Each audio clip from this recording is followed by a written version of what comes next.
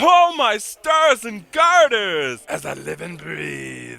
What the hell's been up, man? Been a while. Come in, sit down. Shit. Dunno. Shit and shit. Me and Susan broke up. No. Terrible. Yeah, remember when I told you yesterday? Oh, for God's sakes. Castillo said he told you. Shit. I didn't know if he was supposed to tell me, so, well, you know, but that sucks. The bitch threw a love seed at me, I swear to God. Picked it up and literally threw it at me. Christ almighty. I'm serious. She picked it up with the skill of a professional mover. None of this back shit, legs only, chin up, composed as shit, and then threw it at me. It was actually impressive. God damn. Look, man, she's been making my life miserable. Always giving me shit about having a couple of drinks before bed. I like to take the edge off the day. Just nagging. High blood pressure. You're not exercising. And then my search history. I mean, just straight up fucking hassling me to effing death. Like she's goddamn Jillian Jacobs because she gets up for a 5 a.m. jog and puts chia seeds in her oatmeal. So what? Pin the rose on you. But how's she looking? Great. Ask the champions. She'll rebound easily. But she expects it of me too now. And I gotta be honest, that ship sailed. I'm not out clubbing, hunting, and gathering strange anymore. I'm in my nesting phase. Nachos, the ball game, CSI Miami, bit of Call of Duty, you dig? Dude, I'm so with you. I just assume eat a pizza, then have to groom and, like, moisturize for sexing. Exactly! Fucking it, right on, man. Thank you. But get this, after all that shit, after all the sanctimonious lectures, I come home early one day, only to find her ass in the kitchen, literally drinking the Reese's Pieces chocolate shell shift ice cream right out of the bottle, like a goddamn animal. And you could see the shame in her eyes, too. She was all like, oops, you caught me. Like I just stumbled upon a 16mm sex loop she made in the 70s. So I'm like, F it. I couldn't give less of a shit. And quite frankly, I'm a little relieved. I'm tired of secretly ordering Domino's from the bathroom window. Sure. But then I was like, and admittedly, like this was an error in judgment. But I says like, to be supportive and a little bit catty, let's be fucking real. I says, sooner or later, you can't fight it. You're all gonna end up like your mothers. I know. Huge faux pas. Huge. 100%. That's what went down and, we aren't together anymore. Sucks. Yeah, and like a huge asshole, I proposed to her at WrestleMania 39, and now I gotta ask for my grandmother's ring back without getting my balls turned inside out. But listen, enough about me. How's Handsome Carl doing? How you doing? No, how you doing? The 90s, am I right? I can't believe David Schwimmer is dead. Nor can I. And I thought Luke Perry was gonna be the peak celebrity death shock I'd ever have to experience. Aw, man, no, Handsome Carl's good. Just doing shit and shit. Getting closer to his degree. Only took him like about 24 years. He's like the Avatar 2 of English majors with minors in Irish folklore. Oh, 100%. 100%. 100%. Me, I'm just pissing through. And to be honest, spiritually and creatively bankrupt. I've lost it. I can't even fake it. Like the idea of music or talking about it, it just practically makes me ill. And then the editing. Ugh. Like I was having serious symptoms. I thought I had Meniere's disease. Things are tough all over. Third favorite tongue-in-cheek film. Third? Interesting. So, what are you working on now? Anything but the show. But I'm thinking we can use this down the road or something when the muse hits. What is it? What is it? Are you a silly man? Well, it's a 1/12-ish scale model of the Monster Squad Clubhouse. What, did you not have a childhood or something? That popsicle sticks? Shit, it's balsam wood, styrene, architectural tricks of the trade. Nice.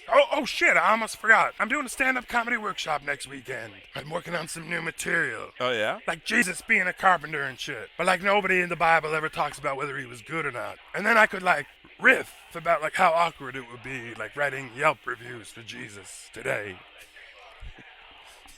Yeah, all right. It's pretty good. It's got legs, as they say. Yeah, it really does. And then this. Check it out. A blind guy reading a scary Clive Barker novel, but it's in Braille. That's been done before. Come on. No, I don't think so. No, I feel it has. I mean, it's too perfect. It's too obvious. Yeah, I don't know. But it's funny. I'd like to explore it. So what do you got going on today? Sauntering about, got a Sprite and gin, bought some records, Neil Young trans, which I don't really know if I really like or not, or if I'm just full of shit. And then this gem, Mr. Dress Up. Never heard of him. Just some dude that dressed up in costumes, did art, and talked to puppets. Just weird, wacky shit, but kind of tickles me. Oh, and there's Frankenstein 80 and Savage Weekend. It's a cut box, which is pretty gay, Lord, but for $2. Well, stick around, man. I'm just gonna phone in a What's Spinning episode. Oof! Oof, you are burnt out. Yeah, seriously, I feel like Coppola on the set of Apocalypse Now, I gotta be honest. Well, let's have some fun. Let's keep it light and breezy. You know what? That's exactly what the doctor ordered. All right. By the way, between you and me, what's your take about this whole Queers for Palestine business? Lay down your arms. All hell comes down in a world on fire. You got no time to run. Lay down your arms. All hell comes down. The end is near you. No, that's not what I'm implying. That's what you're inferring. Get the hell out of here! No, you can't brazenly look me in the eye and dismiss Space Camp as an exploitive cash-in. NASA had egg all over its face. It was bullshit PR, and you know it. It was filmed in '85 before the Challenger even exploded. Oh, look at who just strolled in. Welcome back, friends. It is good to see you. You're looking good. Let's have a little gossip, all right? If this is your first time stopping by, welcome to the show. My name's the Barbecutioner, and this is my fellow Superstation 66 DJ, Texas Mike. Hello. They love you, Daddy. It seems even the balcony crowd's on its feet. Little loose and lethal episode this time. Doing a what's spinning in the summer heat. The soundtrack to our wild nights and hot and crazy days. What's sizzling on the grill? Oh, I don't know. Maybe axe victims? Starting off with a real crowd pleaser, I see. The European sleeve to Bebop Deluxe. You scoundrel. Bebop Deluxe. Axe Victims with an S. Another victim. 84 Mausoleum. Just another one and done. Now for you younger, less experienced chuds out there, casually flipping through the dollar bin, we can't shit on you for skipping past this, cubic zirconia in the rough. Snap assumptions are going to be justified here. I mean, look at this huddled mass of permed and leathered fellers trembling in tear at the mere sight of feminine wilds. Bruce, Terrence, and Hudson look the most terrified. It's comical, admittedly. And certainly not for the kid that's just in the tail end of his Slipknot phase and now he's looking for another master of puppets or Number of the Beast. But for those of us who are more experienced and daring, when it comes to excavating these old tomes, a solid foundation built on the fundamentals of German steel is probably going to make you a little bit curious. But it looks awful, you say. Is that Pep Benatar? Maybe, but there's a few clues here to help some of you out. Number one, it's Mausoleum Records. It's tricky because it lacks that ghoulish airbrush cover that you usually get with them. Like Sargent and K West, some of my favorites. Two, it's Mausoleum, dude. There's a glorious track record here. Even the duds have some redemptive qualities. Dark Wizard, Obus, Scavenger, Baron Rojo, Ostrogoth, Fucking Killer, Crossfire. Like, if these names being dropped here now cause a little flutter in your heart and your lashes to bat a bit, you're gonna love this. Three, they're Germans, dude, right? Stormwitch, Brain Fever, Talon, Faithful Breath, Gravestone, okay? You get it? No, it's nothing like Germany's Black and Big Four. But it's that catchy, hooky bridge between Scorpions and Sodom, but with an absolute love of dumbed-down accept on their sleeves. Children, kind of doing a show here. It's his fault. No. I apologize. All this talk of German metal's gotta be so distracting. But it's not my fault. Ambrose said that he wanted to soak his tendrils in vodka and then shove two of them up my bum. I have no recollection of any of this happening. Ambrose, seriously, you didn't learn from the last trip to HR? So anyway... And the band's name is shaped into an axe. Any band that has a melee weapon worked into its logo is worthy of my time. I stand corrected. Kubla Khan, 1987. Oh boy, senor. This is another one of those albums like Viking, Angel Dust, and Assassin that kind of piqued my curiosity early on. I mean, you'd only see them briefly in old metal mags or like bigger acts wearing their shirts. But they were the ones that I was gunning for. But there was no way for them to live up to the expectations that I had. No way. But Minnesota's Kubla Khan... Okay. Meant with reverence. That was the one I really gunned for. And that was mainly due to Megadeth, obviously. I hear this on my door, and I open the door, and there's two kids. Gives me this kind of like condescending look. The infamous Mustaine snarl. And they go, hey, you know where to get some cigarettes? And I went, Yeah, down the street at the liquor store, and slams the door in my face. hey, are you old enough to buy beer? And I said, now you're talking. Well, that other kid just happened to be Greg Handovit. So proud of yourself for knowing that, aren't you? I am. Yet you can't change a tire on the van. There's no more room in my mind. I mean, clearly a skilled guitarist in his own right if he gets the attention of Dave. And was, in fact, part of an early inception of Megadeth, as you know. Just countless nights drinking beer, playing with Dave, absorbing all that he could. Like, what an education alone. And funny enough, it was actually Greg who was responsible for Ellefson getting a spot on the band, pushing Dave to put him in that empty bass slot. Now, history has shown us that Greg didn't make the final cut. Just another character like Lee Roch, Dijon Carruthers, and Mike Albert in Dave's Megaverse. Not to be a dick, I find the irony of Handovich just being kicked out of an up-and-coming band, That is a bit droll. and how he wanted to start his own state-of-the-art, ultra-furious speed metal band with Kubla Khan. It's funny. And no more gone. Unfortunately, Minnesota is a long way from the eyes of LA, and 87's Annihilation was met with like universal indifference. It sucks too because it has been criticized as a mega clone, but I do believe Greg, through osmosis, he learned a lot from Dave. The comparison to Killing Is My Business, you know, the whole drooling rage and the oppressive speed, it was there, but sadly it mimicked its bad habits and Killing's overwhelming ability to piss away riffs before you could even process them. And that comparison continues production-wise. Like, I'm no audiophile, but this production is horrendously thin and cheap. It honestly sounds like a compressed MP3 file played through like a Little India counterfeit Fitbit, played inside an old Mountain Dew tin. Whew, but I love it. Sinful, Gonna Raise Hell, Shades Records 85, a 5-song EP. Now I know you think I'm gonna take a chocolate laser accurate shit all over this for having the sterling silver balls to allow themselves to be touted as the next Metallica on their hype sticker. But I know there's an even more street savvy faction of you guys out there that know me even better, and that, my fellow chums, is a wise assumption. Oh my. The misguided energy on this thing, the execution of this early commercialized speed metal EP. But I'm gonna say that it should be applauded for its bravery or obliviousness. I can't tell, honestly. Like, the deep purple worship on this, the pedestal that John Lord has placed upon here, is not only admirable, but it's charmingly amusing. It reminds me of like a really good kid just showing off on a Yamaha DX7 display in Radio Shack, switching aimlessly between hilarious patches, serving up a medley of Axel F and Fletch theme songs, Van Halen's Jump, and even the immortal Minuet in D minor.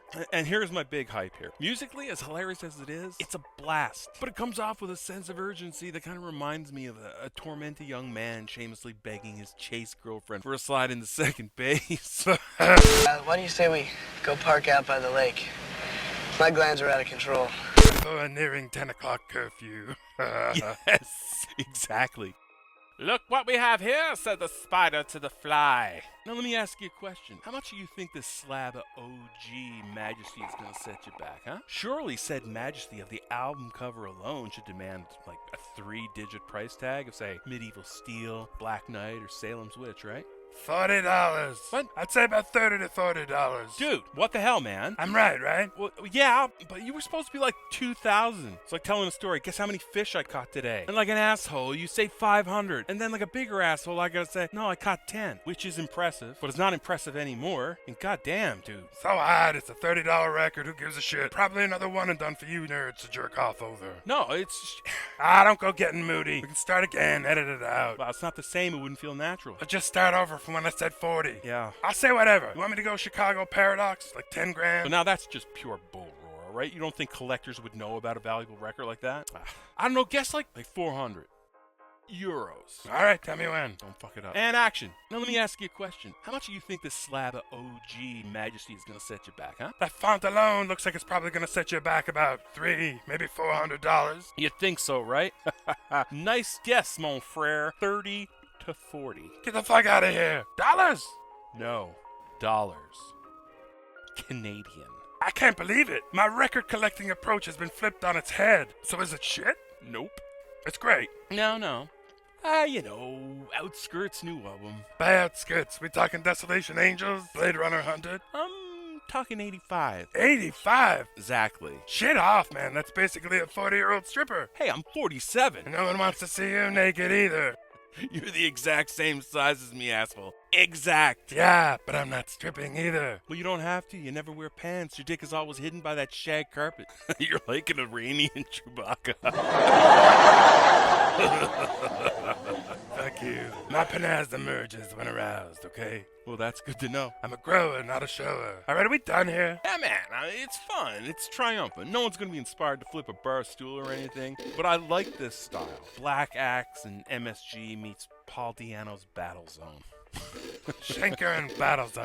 Eat shit. Speaking of Maiden, the influence here is pretty obvious. And, well, maybe that's because someone in this band got a hold of one of those Wolf Marshall tab books, plundered a few Dave Murray solos. But I mean, is there any bigger compliment, really? Salem's witch, betrayer of kings. Now, how can you not fall in love with a face like this, huh? How can you not be reduced to tears knowing that the whole album was the result of a bolt of inspiration to a young drunk man returning home from a most excellent Dio concert? 2 questions here. Proceed. Is that Castle Grayskull? And in a similar vein, is that Aardvark Cerebus from the comics? Yes, a common misconception, really. No, this castle has 6 towers. Grayskull only had 4. And the fact that this has a skull-faced front entrance, too, I mean, that's, purely coincidental. I mean, that's a typical architecture of that time period. Now, as for that being Cerebus, I gotta say, man, I find that a little bit racist. I mean, I'm no saint. I've used some words that I probably shouldn't have used, but only in, heavy traffic. I gotta be honest with you. But I'm not proud of it, so we both need to work on this. Dude, it's fucking Cerebus. Okay, Jim Crow. So you can't see the difference between Marvin Van Peebles and Dominique Wilkins. All right, it's not Cerebus. Have a cow, why don't you? See, my problem is that I don't see color, thanks. Clearly, you struggle to name 2 black people. Don Cheadle. The defense rests. Now, look, let's stay on topic here, guy. If you're in the mythical ancient tales of demons and dangerous quests and big titty sorceresses, in that Dio era Sabbath meets a gaggle of countless obscure US proto-power metal bands, all influenced by Maiden, Accept, Sabbath, and Priest, Deep Purple. What are you doing? Seeing if there's enough roaches to roll the dirty town. You're gonna love this obscure gem. It's poverty-stricken mid-80s heavy metal, but gives her. You can tell there's aspirations to rock. Pockmarked Ohioan arena rats, drunk on jock and kicks. Maybe someday open up for Goddamn for papers. YT or Fastway. You dig what I'm saying? Oh, I dig it. Well, good. We can agree on that. Anvil, strength of steel. I didn't see that coming. Right between the eyes, pal. Man, I hate Burton Cummings. I'm still scarred by the memory of my tenure at Kelly's Video, somewhere in time between the year of our Lord, 96, 97 AD. Anyways, poor Burton, right? Lost in the abyss of 90s indifference, of anything that wasn't suicide-inducing, or given the thumbs up by Tarantino. Fuck Mungo Jerry. Nah? How about that? So he's finding his star dimming, and he's being relegated to smaller and smaller venues. But this time, on a lonesome rock in the middle of the Atlantic Ocean, a stone's throw from the same spot where the equally arrogant Titanic got its own bitter taste of reality. I really don't understand your hatred for the Titanic. I don't like boats in general. Now, my glorious Kelly's Video and Stereo Mart, once a hot ticket in the pre-internet age, we were saddled with the distinct honor as the chosen destination to sell Burton's fucking show tickets. Now, I'm the night guy. I'm relegated to the task of dealing with porn fiends, a regular but lovely Cher impersonator named Clifford, as well as the perilous task of dumping bags and bags of stale browsing popcorn into the dumpster without being molested by swarms of dive-bombing seagulls. And this for $4.25 an hour. Possible? Clifford? No, not really. But in a pinch. Now, if you ignore the Adam's apple, the Fred Flintstone's discoloration from excessive shaving, well, then you got her scald. Plus, it's the 90s, right? Grow up. Of course. I tell you what, though. His love of Chris Christopherson's Convoy genuinely moved me. Shit. I can respect that. I even tried buying him a copy as a gift, but the VHS was discontinued. It's a different time. So anyway, in this relatively desolate and dangerous part of town, I kid you not, for our safety, big bills and shit like concert tickets, that's going to be placed in the floor safe till 8 a.m. So to make a short story long, phone rings this night, and it's his management inquiring about sales. Nothing out of the ordinary. Burton Cummings? No, Clifford, a trucking company, wanted his resume. Yes, Burton Cummings. Swear to God. What pronouns, pal? Anyway, I'm coasting, right? I gives him the whole shuck speech, I'm just the night guy and they're in the floor safe, but I hear sales are doing okay from what I hear. Like a real rube. So I should have stopped then, but see, then I proceeded to make a fatal error. I proceed to tell him that I had to turn away a few other people just tonight and to come back at 8 a.m. What? That's stupid. Texas Mike. 2 months prior, our strip mall neighbor, Marie's Mini Mart, was robbed. With an axe. Why didn't they just shoot him in the face? Because there are rules, man. This isn't Gary, Indiana, alright? I don't know, but I sure as shit didn't want to be put on that radar. I have no gun. I'm not armed with an axe. Maybe I have some locked de-icer. At best. And I'm 17 here. I'm basically a slice of Melba toast. I probably never even had a Big Mac at this point. So I'm sure as shit not defending Kelly's Video riches with a waiting to exhale standee. Alright, okay, yeah, that makes sense. So scope this. I'm hearing these loud voices voices on the other end. And I know they're making fun of me. You know, I can hear the word retarded being thrown around like it's the 90s. But then, oh boy, a new voice comes on. This time it's like an upper fourth baritone rasp. One that I heard time and time again on VOWR Classic Rock Radio. Burton Cummings, get the shit out of here. So he's incensed, I can tell. And then he proceeds to launch into a tirade of shit like, if I hear another person denied a ticket to the show, there's gonna be trouble. Believe it. Winnipeg will do that to a man. Like I knew the Guess Who was dangerous. But this was scary. I walked a mile in Randy Bachman's size 14.5 that night, and I gotta tell ya, I regretted slagging him in my yearbook time and time again, and my driver's exam. That had to be sobering. Dude, I can only wish that was all he said. Just as I was about to politely thank him for the call and list our 7 for 7 combo with a 2-liter of Pepsi, he lays down some savage advice. Listen here. He says, man up. Untuck your balls, or you'll find yourself working a cash register for the rest of your life. Cold serious? Code serious. Jesus, Mary and Joseph. And then he slams the phone down with such vitriol. It shook me to the core. You remember them 90s breaking up with your girlfriend phone slams? Ugh. Exactly. So now, not only do I gotta worry about the West End Hamlin Road axe robber, but this could be the night I possibly have to battle Burton Cummings too. It's a lot on a young man's mind. That's killer, man. You have the story delivery of a shipwrecked sea captain. That's all I got, man. But let me ask you a question here. Shoot. What's that got to do with strength of steel? No, it's just that it has a Burton Cummings cover on it, a Wild Eyes. Sent me in a downward spiral. Oh, so that's it. Oh, yeah, but I think it's a universally accepted fact that Anvil's golden age is in the death rattle by 87, right? But I do love it. I think there's some strong songs on here. Oh, well, that's good. But you do realize Wild Eyes is by the Stampeders. What? You're thinking of these eyes. Are you serious? Well, that's that, people. Sorry for the delay. But let me tell you something. You can expect a hell of a lot more content and hellish development soon. Now listen to me. I gotta get serious here. I gotta be dad. But I don't want to be this guy. But some of you scampers out there haven't subscribed. Just like treating us like Bourbon Street whores in a Kenny Rogers song. Subscribe, damn it. Make an account just for us. I don't give a shit if you have surgery in the morning. Yeah, like you're on the lam, keeping a low profile but still getting your chromium fix in a Korean cyber cafe front. F you. Yeah, I'm talking to you. Can't come up with a fake name? Here, Niels Karstenen, Wills Portasio, Odette Martel. Abby Silvstedt. Just off the top of my head. Get them fingers doing at Gregory Hines across that keyboard. And say some shit, too, man. We're not looking for Jonathan Swiftian sentences here. Not A at little all. pat on the bum wouldn't go astray with the algorithms and all. Get our demonic message out there. Because I swear to God, man, I'm going to get Chinese bots soon. This is ridiculous. Shit is exhausting. Hell yeah, it is. You skeezy bastards out there, too, with your 19K subscribers, with only 35 comments and 123 likes. F you. We ain't above that either, let me tell you. Hook or crook, I get a goddamn sexy broad on here that don't know shit about shit. Doing rings and reactions, I swear to God. Oh my. That's the gin talking. Texas Mike. Dude.